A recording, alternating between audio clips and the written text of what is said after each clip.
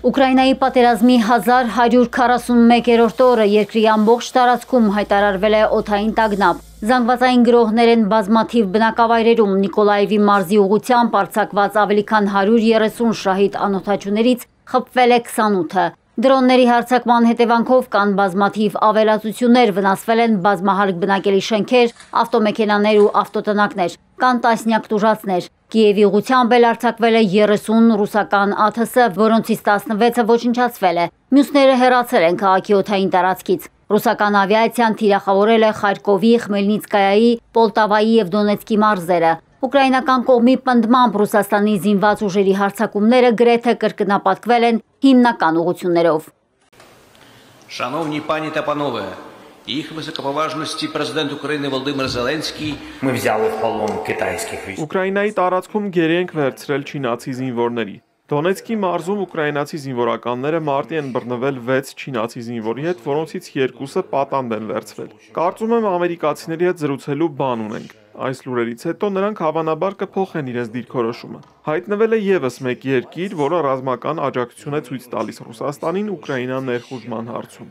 Ըստ Ուկրաինայի նախագահի, Իրանի և Հյուսիսային Կորեայի աջակցությունը միանգամայն տարբերվում է Չինաստանի աջակցությունից, քանի որ հյուսիսկորեացիները կռվում են Կուրսկում, Ռուսաստանի տարածքում, մինչդեռ չինացիներն արդեն Ուկրաինայում են և նրանց թիվը հասնում է 155-ի։ Ուկրաինան ուժեղ երկիր է, բայց չի կարող միաժամանակ կռվել այդքան երկրների դեմ, ասել է նախագահը։ Պեկինի արձագանքին Կիևը երկար չի սպասել։ Չինական կողմը հայտարարել է, որ իր քաղաքացիներին չի ուղարկում Ուկրաինա։ Այս հայտարարությունը միանգամայն անհիմն է։ Ուկրաինական ճգնաժամի հարցում Չինաստանի դիրքորոշումը հստակ է։ Ուկրաինան պետք է ճիշտ դիտարկի Չինաստանի ջանքերն ու կառուցողական դերն ուկրաինական հարցի քաղաքական հանգուցալուծման որոնման գործում։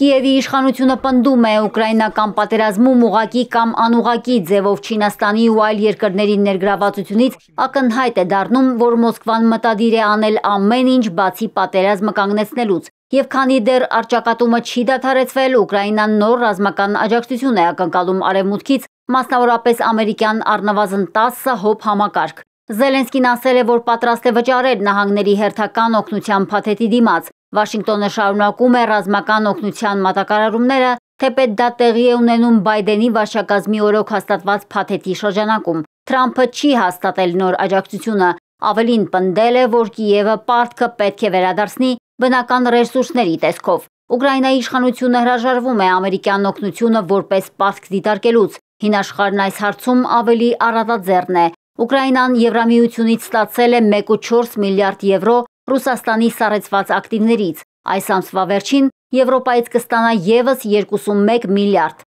Լայնամասշտաբ պատերազմի մեկնարկից սկսած արևմտյան երկրները սառեցրել են 325 միլիարդ դոլարի ռուսական ակտիվներ։ Մարիկ Օստանյան, Էպիկենտրոն։